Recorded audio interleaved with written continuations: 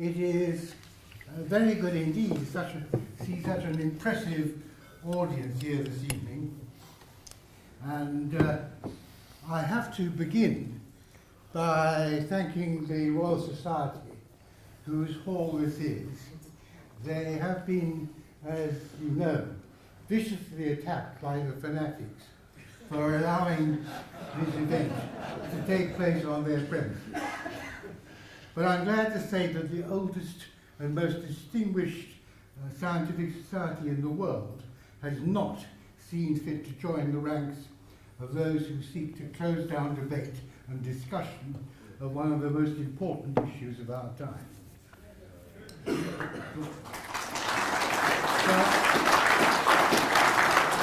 Above all, it is my great pleasure to introduce our lecturer today, Matt Ridley, my very good friend, and much more important than that, he is the leading scientific writer in the world today, with a dozen or so excellent books to his name, not to mention his other writings. I am confident that we will not be disappointed by what he has to say to us this evening. Matt.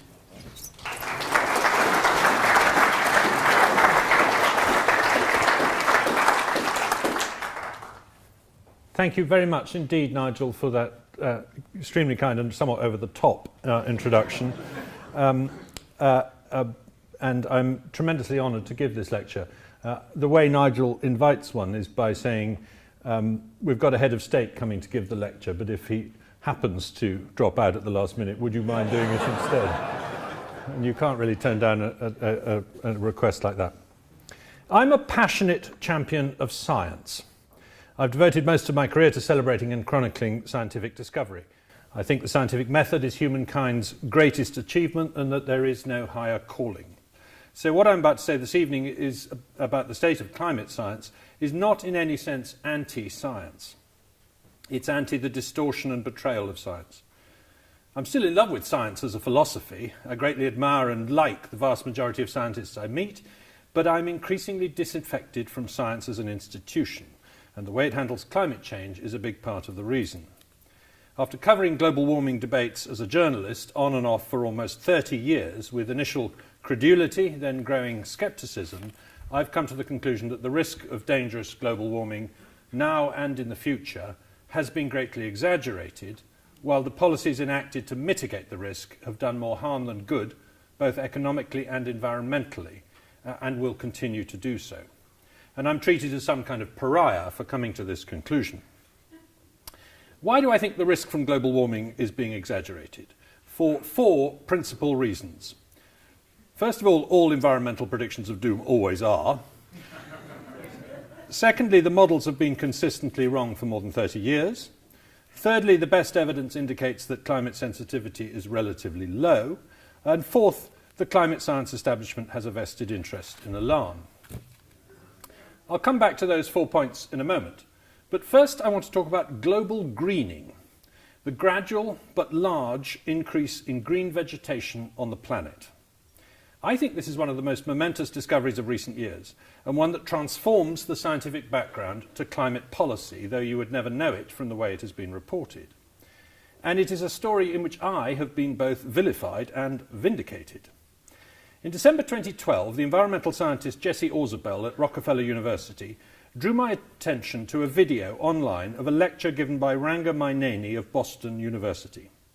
In this lecture, Maineni presented ingenious analysis of data from satellites, proving that much of the vegetated area of the planet was getting greener, only a little bit was getting browner, and that overall in 30 years there had been a roughly 14% increase in green vegetation on planet Earth.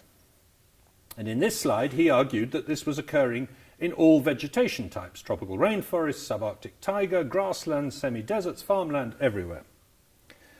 What is more, Maineni calculated that about half of this greening was a direct result of rising carbon dioxide levels in the atmosphere, rather than the application of agricultural fertilizer, irrigation, warmer temperatures, or increased rainfall.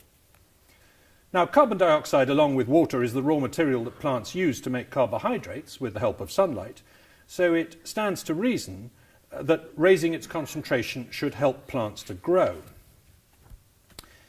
I was startled by Mainani's data. I knew there had been thousands of so-called free air concentration experiments in which levels of CO2 had been increased over crops or wild ecosystems to find out if it boosted their growth, and it did, and that commercial greenhouse owners now routinely maintain CO2 levels in their greenhouses at more than double ambient levels because it makes tomatoes grow faster. But the global effect of CO2 levels on the quantity of vegetation had not, as far as I could tell, been measured till now. Other lines of evidence also pointed to global greening. The increased growth rate of forest trees, the increased amplitude of seasonal carbon dioxide variation measured in Hawaii and elsewhere, photographic surveys of vegetation, the increased growth rate of phytoplankton, marine plants, some corals and so on. I published an article in the Wall Street Journal in January 2013 on these various lines of evidence, including Mainani's satellite analysis, pointing to the increase in green vegetation. This was probably the very first article in the mainstream media on the satellite evidence for global greening. For this, I was subjected to online to the usual withering scorn by the usual climate spin doctors, but even they had to admit that I was factually accurate. 6 months later, Randall Donoghue and colleagues in Australia published a paper using satellite data to conclude that the arid parts of the planet, such as Western Australia and the Sahel region in particular, had seen a net greening of 11% over 30 years, similar results to Mainani's. Mainani's results, however, remained unpublished. I was puzzled by this. Then I realised that one of the IPCC's periodic assessment reports was in preparation, and that probably Dr. Mainani and colleagues might delay the publication of their results until after that report was published, lest, I quote, the sceptics have a field day with it. That last phrase comes from one of the ClimateGate emails, the one on the 22nd of September 1999, in which Dr. Michael Mann approves the deletion of inconvenient data. Sure enough, Mainani's results were eventually published 3 years later in April 2016 in a paper in Nature Climate Change with 32 authors from 24 institutions in 8 countries, when the IPCC report was safely in the public domain and the Great Paris Jamboree was over. His results were now even stronger than he had concluded in his 2012 lecture. Now he said that 70% of the cause of greening was carbon dioxide, up from half. As Mainani's co-author and the lead author on the paper, Zai-Chin Zhu of Beijing University, puts it, it's equivalent to adding a green continent twice the size of mainland USA. Frankly, I think this is big news, a new continent's worth of green vegetation in a single human generation. At the end of 2015, when this paper had been under peer review for 8 months already, so that he knew these results were coming, Dr. Mainani criticised me specifically, saying on a green blog that Ridley falsely claims that CO2 fertilisation is responsible for the greening of the earth. Yet a few months later, he himself published evidence that, quotes, CO2 fertilisation explains 70% of the greening trend. In the press release that accompanied the article, he once again referred to me by name. Fame at last. As Richard Toll commented, the new paper vindicates what Matt Ridley and others have been saying all along, yet they apparently deserve to be kicked nonetheless. I wrote to Dr. Mainani, politely asking him to justify his criticism of me with specific examples. He was unable to do so. There are no upsides to having too much CO2 in the air, was all he was prepared to say.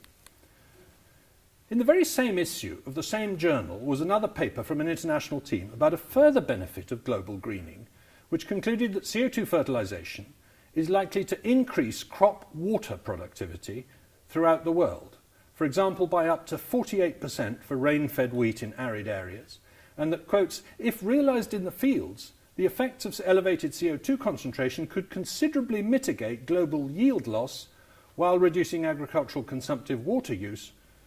And their chart shows that without CO2 fertilisation, crops will become more water-stressed during the current century, according to the models. With it, they will become less water-stressed. These are huge benefits for the earth and for people. The CO2 fertilisation effect is already worth trillions of dollars, according to detailed calculations by Craig Idso. At this point, Steve McIntyre of Climate Audit drew attention to my vindication on Twitter, which was very nice of him. Richard Betts, the Met Office's Twitter frequenter, protested that global greening was well known and had been referred to in the IPCC's report. This was misleading at best and false at worst. The summary for policymakers of Working Group 2 refers to global greening not at all. The full report of WG2, produced 6 months after the summary for policymakers in that reprehensible fashion so beloved of the IPCC, does very gently hint at there being some evidence of greening, but in a dismissive way and far too late to catch the attention of journalists. These are the only mentions I could find. If that's a clear and prominent statement that carbon dioxide emissions have increased green vegetation on the planet by 14% and are significantly reducing the water requirements of agriculture, then I'm the Queen of Sheba. Back in 1908, Svante Arrhenius, the father of the greenhouse theory, said the following in his book: "By the influence of the increasing percentage of carbonic acid in the atmosphere, we may hope to enjoy ages with more equable and better climates." Perhaps he's right. Now let me get back to global warming. Gro Harlem Brundtland, former Prime Minister of Norway and UN Special Representative on Climate Change, said in a speech in 2007 that it is irresponsible, reckless and deeply immoral to question the seriousness of the situation. The time for diagnosis is over. Now it is time to act. I disagree. It's irresponsible not to challenge the evidence properly, especially if the policies pursued in its name are causing suffering. Increasingly, many people would like to outlaw, suppress, prosecute and censor all discussion of what they call the science, rather than engage in debate. "We will not at any time debate the science of climate change," said 3 professors at the University of Colorado in an email to their students recently. Shamefully, much of the scientific establishment and the media seem to be prepared to go along with that programme and to bully any academic or journalist who steps out of line. This coercion was displayed all too vividly when the distinguished climate scientist Leonard Bengtson was bullied into resigning from the Academic Advisory Council of the Global Warming Policy Foundation in 2014 by colleagues' threats. He even began to worry about my health and safety.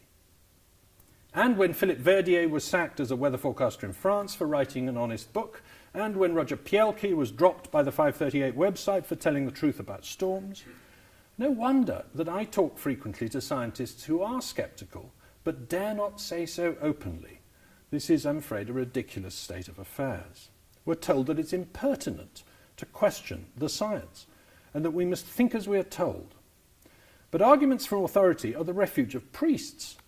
As Thomas Henry Huxley put it, the improver of natural knowledge absolutely refuses to acknowledge authority as such. For him, scepticism is the highest of duties, blind faith the one unpardonable sin. What keeps science honest, what stops it from succumbing entirely to confirmation bias, in my view, is that it is decentralized, allowing one lab to challenge another.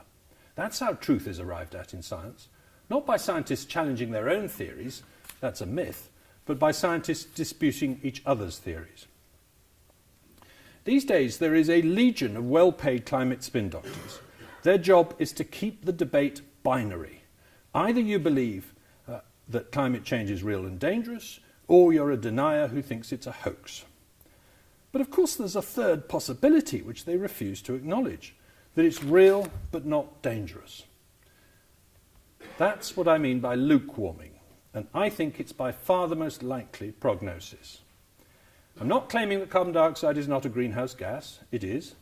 I'm not saying that its concentration in the atmosphere is not increasing. It is. I'm not saying that the main cause of that increase is not the burning of fossil fuels. It is. I'm not saying that climate change does not change. That climate does not change. It does. And I'm not saying that the atmosphere is not warmer today than it was 50 or 100 years ago. It is.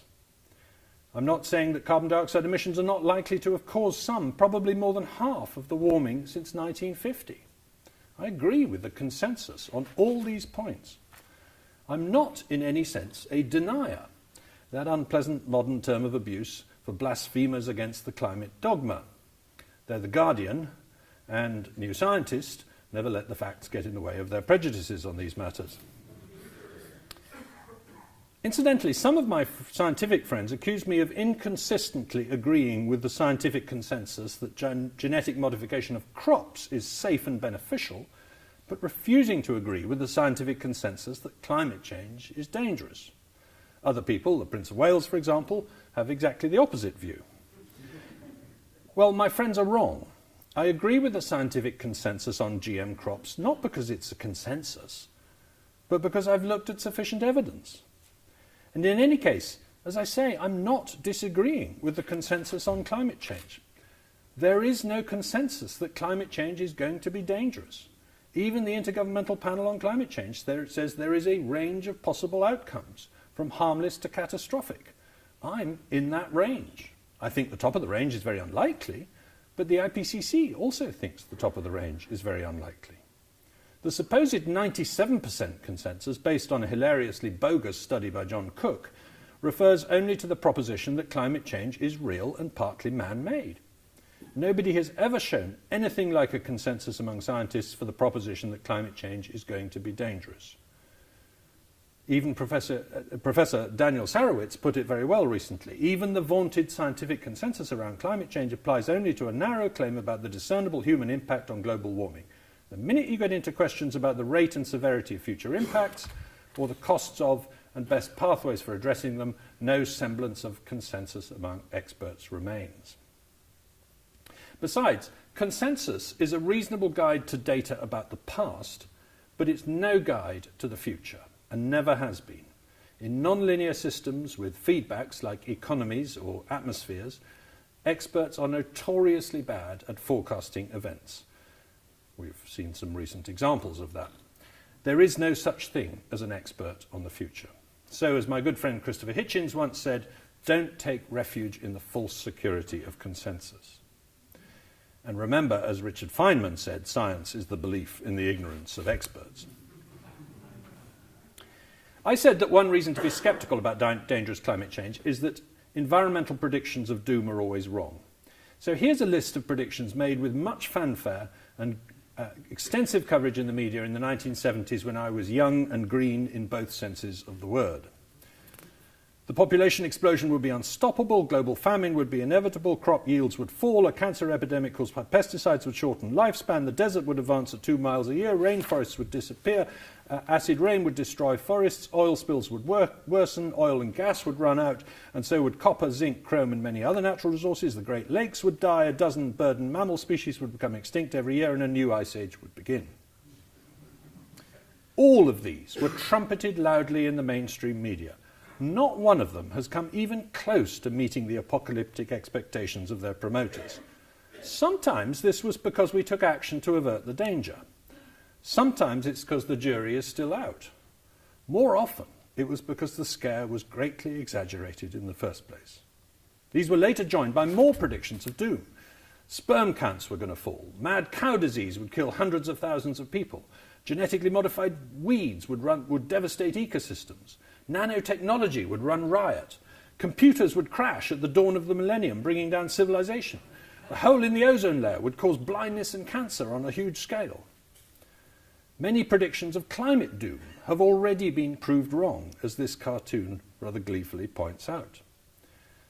And many of the impacts of global warming, the effects of global warming, have not happened as predicted either. Malaria was going to get worse because of rising temperatures, according to the IPCC's early reports. It didn't. It got better. Snow was going to become a thing of the past, yet Northern Hemisphere snow cover shows no trend. Hurricanes and cyclones were going to get worse. They haven't. Droughts were going to get worse. They haven't. The Arctic sea ice would be gone by 2013. It wasn't. Glacier retreat would accelerate, yet more than half of the retreat of glaciers happened before 1950, when nobody thinks man-made climate change was involved. Greenland is losing ice at the rate of about 1% a year. 1% a century. That's not very fast. Sea level rise would accelerate. It hasn't. The Gulf Stream was going to falter, as this clip from the movie The Day After Tomorrow latched onto. All these predictions have failed so far. The death toll from droughts, floods and storms has been going down dramatically, not because weather has got safer, but because of technology and prosperity. James Hansen, the man who started the whole scare in 1988, said in that year that by the year 2000, the West Side Highway in New York will be underwater, and there will be tape across the windows across the street because of high winds, and the same birds won't be there. The United Nations Environment Programme predicted in 2005 that by 2010 there would be 50 million climate refugees. In 2010, it tried to delete the web link. Al Gore, 10 years ago, said that within 10 years, that's this year, we would have reached the point of no return, and that we had just 10 years to avert a catastrophe. So we should take predictions of doom with a pinch of salt. The climate models have so far failed to get global warming right, as the IPCC confirmed in its latest report for the period since 1998, I quote, 111 of the 114 available climate model simulations show a surface warming trend larger than the observations. In other words, the models had overestimated warming. And here's a chart that illustrates that point. That is to say, there is actually a consensus, if you like that word, that models are exaggerating the rate of global warming. The warming has so far resulted in no significant or consistent changes in the frequency or intensity of storms, tornadoes, floods, droughts, or winter snow cover, as I said. As two climate scientists, Richard McNider and John Christie, have put it, we might forgive these modelers if their forecasts had not been so consistently and spectacularly wrong. From the beginning of climate modelling in the 1980s, these forecasts have on average always overstated the degree to which the Earth is warming compared with what we see in the real climate. Back in 1990, the first IPCC assessment included this statement, predicting a temperature increase of 0.3 degrees per decade with an uncertainty range of 0.2 to 0.5 degrees. In fact, in the 2.5 decades since, even though emissions have risen faster than in the business as usual scenario of that year, the temperature has risen at an average rate of 0.15 degrees per decade based on surface measurements, or 0.12 degrees per decade based on satellite data. That is less than half as fast as expected and below the bottom of the uncertainty range. What about 2015 and 2016, both being record hot years? Well, because of the massive El Niño, the Hadkrut 4 surface temperature line just about inched up briefly in early 2016 into respectable territory in among the lower half of the model runs for a few months before dropping back out again. That's all. Notice also that the warming has been twice as fast in the northern hemisphere as the southern, that it has been concentrated in colder areas, colder seasons and at night. The difference between the red and blue lines on this chart is 20 years of global warming. Notice too that the warming has definitely not yet taken us into uncharted territory. We're in the cooling part of the current interglacial, as shown by Greenland's ice cores, and tree lines in the Urals are still lower than they were in the Middle Ages. By the way, I trust the satellites more than the surface temperature data sets, because I think the latter are still hopelessly contaminated by failures to correct properly for urbanization around measuring stations, and a habit among those who control these data sets of adjusting old temperatures downwards without giving good reason. In the NASA record, which is shown here, the global temperature in 1910 has been mysteriously falling over the last 8 years. The global temperature in the year 2000 has been mysteriously rising. But, and here's the amazing thing, even if you take the surface data sets, the rate of global warming is far slower than predicted by the models.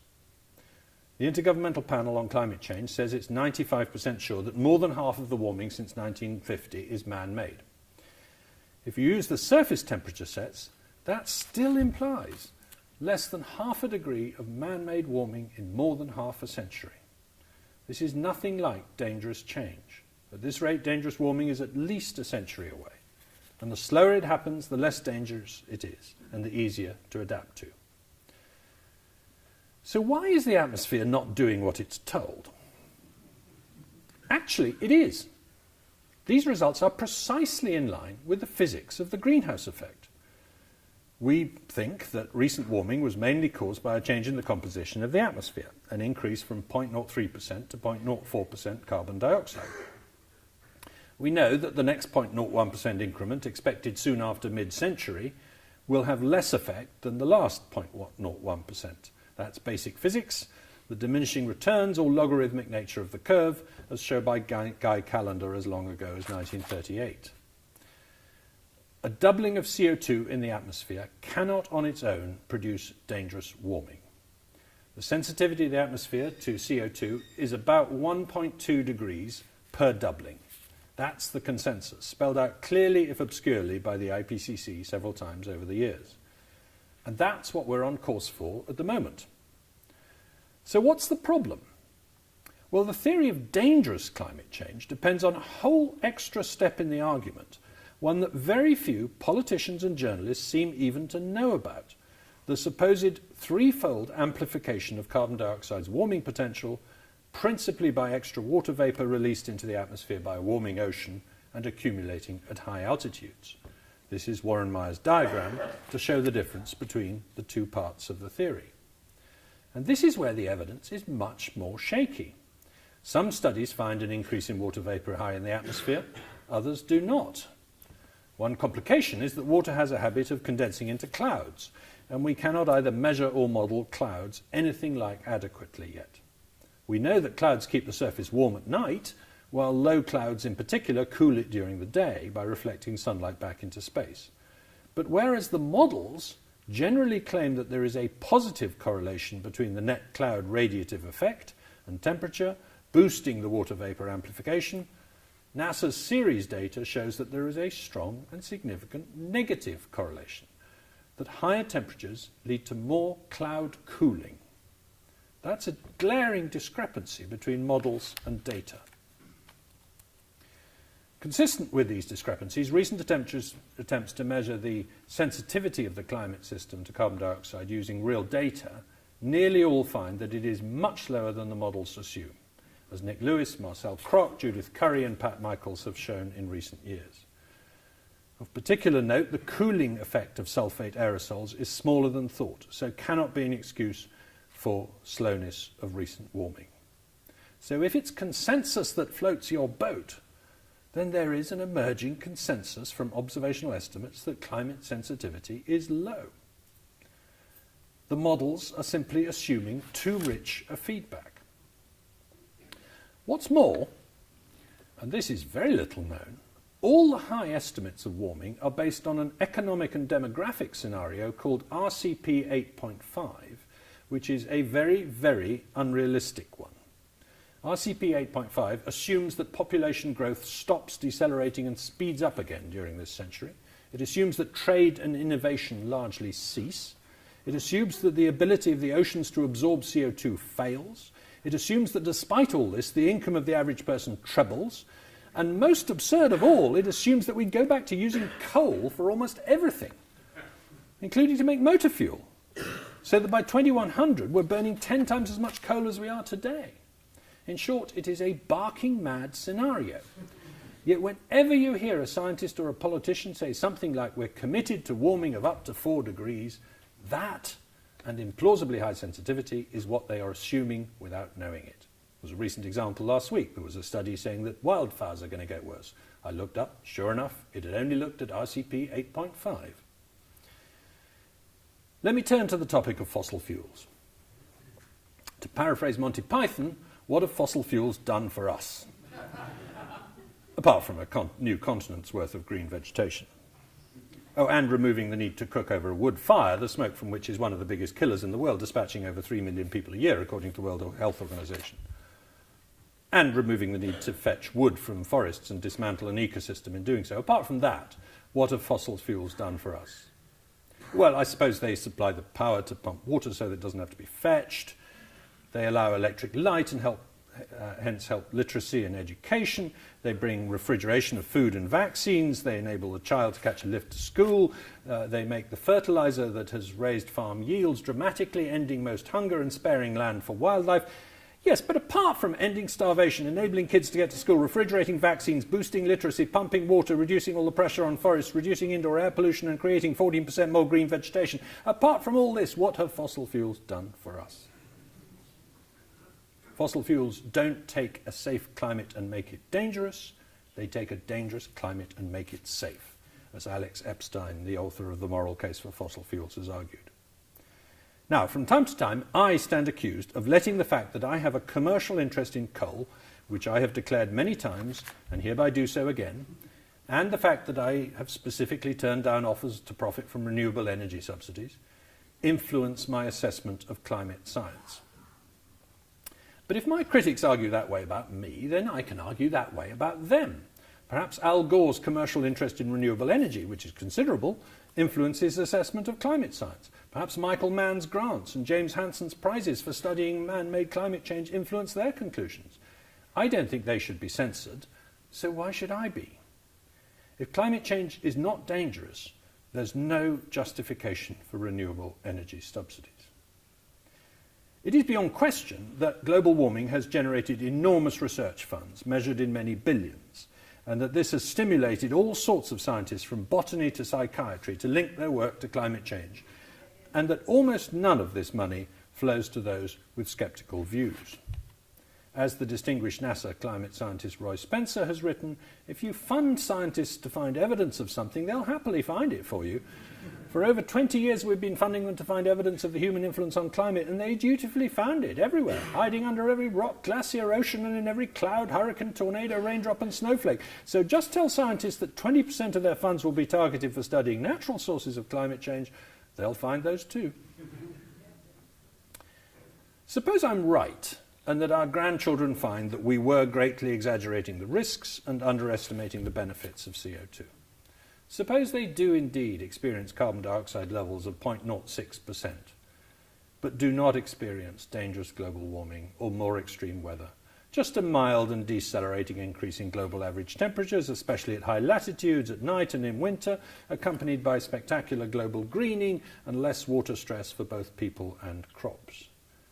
Does it matter that our politicians panicked in the early 2000s? Surely better safe than sorry. Here's why it matters. Our current policy carries not just huge economic costs, which hit the poorest people hardest, but huge environmental costs too.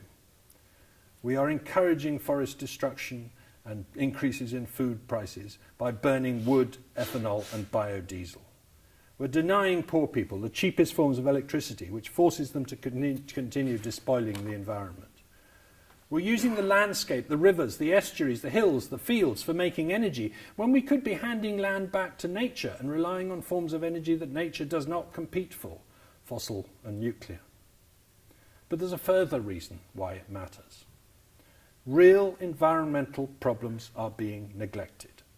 The emphasis on climate change as the preeminent environmental threat means that we pay too little attention to the genuine environmental problems in the world. We bang on about ocean acidification when it's overfishing and runoff that is hurting coral reefs most. We misdiagnose climate change as the cause of floods when it's land drainage and urban development that's the cause. We claim climate change as the cause of extinctions when it's invasive species that disrupt and damage ecosystems and drive out rare species. We say climate change is a threat to air quality when it's climate policy that has hindered progress in improving air quality. It was climate policy that drove us down the diesel route. We talk about losing seabird colonies to warming seas, and then we build wind farms that slaughter the birds while turning a blind eye to overfishing. Here's why I really mind about the exaggeration. It has downgraded, displaced and discredited real environmental of the kind that I've devoted part of my life to working on. I've worked on wildlife conservation projects in India, Pakistan and elsewhere. Climate change is the least of the problems facing birds like the western tragopan, the lesser florican, the cheer pheasant and the grey phalarope, rare species that I once studied and published peer-reviewed papers about. The climate obsession has used up money and energy and political will that could have been used for getting rid of grey squirrels, and I'm wearing a red squirrel tie, for protecting coral reefs, for preventing deforestation and overfishing, for weaning the rural poor in Africa off bushmeat and wood fuel. Please remember that the IPCC agrees with me that in terms of its economic impact, climate change is a minor issue. Once again, I'm not departing from the consensus. The opening words of the executive summary of Working Group 3's report on the impacts of climate change in the 5th Assessment Report read as follows. For most economic sectors, the impact of climate change will be small relative to the impact of other drivers. Changes in population, age, income, technology, relative prices, lifestyle, regulation, governance, and many other aspects of socio-economic development will have an impact on the supply and demand of economic goods and services that is large relative to the impact of climate change. That's the IPCC's view. And here's the maddest thing of all. Current policy is not even achieving decarbonisation. Whatever your views on the urgency of reducing emissions, the policy of subsidising renewable energy is not achieving it. Switching to biodiesel or ethanol actually increases emissions. So does burning wood in power stations in Yorkshire. So does solar power in cloudy Germany, because the energy that goes into building the solar panels is more than you'll ever get out of them. So, in my opinion, do wind farms, because in effect they're preventing the replacement of coal or gas by nuclear. In 2012, Bjorn Lomborg calculated that 20 years of climate policy had reduced global emissions by less than 1%. Yet during that time, the world had spent more than $1 trillion to subsidise wind and solar power alone. Between them, wind and solar power, as you can see from this chart from 2013, have still not achieved 1% of world energy provision. In this country, they've just passed 2%. Energy, not electricity. There's a big difference. In Germany, a 20% increase in renewables between 1999 and 2014 has resulted in no changes in emissions at all. Testifying to Congress in 2014, Professor Judith Curry, Chair of Earth Sciences at Georgia Tech University, said, "Motivated by the precautionary principle to avoid dangerous anthropogenic climate change, attempts to modify the climate through reducing CO2 emissions may turn out to be futile." When Nigel Lawson set up the Global Warming Policy Foundation in 2009, almost everybody agreed that global warming was the greatest threat to humankind in the 21st century. Now I would venture to say that almost nobody except those with a vested interest really thinks that. The proportion of Americans who are not worried at all about global warming has doubled since 1990. The presidential candidates are not talking about climate change at all. Why? Because voters consider other issues more pressing. In one recent poll of Americans, just 3% said they think climate is the most important issue. Most devastating of all, to those who've spent a fortune on propaganda, is a huge United Nations online poll of people around the world called My World, to which almost 10 million people have now responded. And action by climate change comes dead last, 16th, and by some margin, well behind the 15th priority, which is phone and internet access. So I would suggest that the skeptics, with their shoestring budgets, with very little money, very little public money, and under constant assault, are nonetheless winning the argument. Thank you.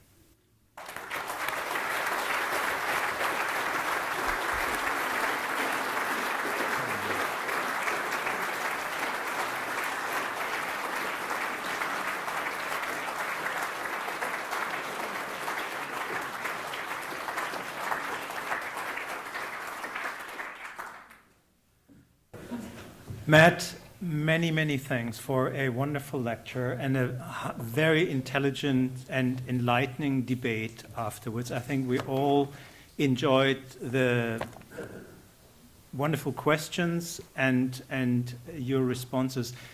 We had here a perfectly normal lecture with a perfectly normal debate. The fact that some green fanatics have tried to pressure the Royal Society in cancelling this event, believe it or not, just shows we still have a long way to go. Hopefully, one day, we will have here a debate with some of the scientists who were in the audience, sitting here in the panel and discussing that, like grown-up people with different views being allowed to be voiced, and a proper debate. And that's what's missing. No one is claiming we're right, the others are wrong. What is lacking is this vigorous debate where grown-up and responsible arguments and people can exchange their views. It has been far too long that this debate has not happened, and I hope one day we will come back to the Royal Society with a proper debate. Thank you for coming. I hope you enjoyed Matt's great lecture and the debate, and see you next year.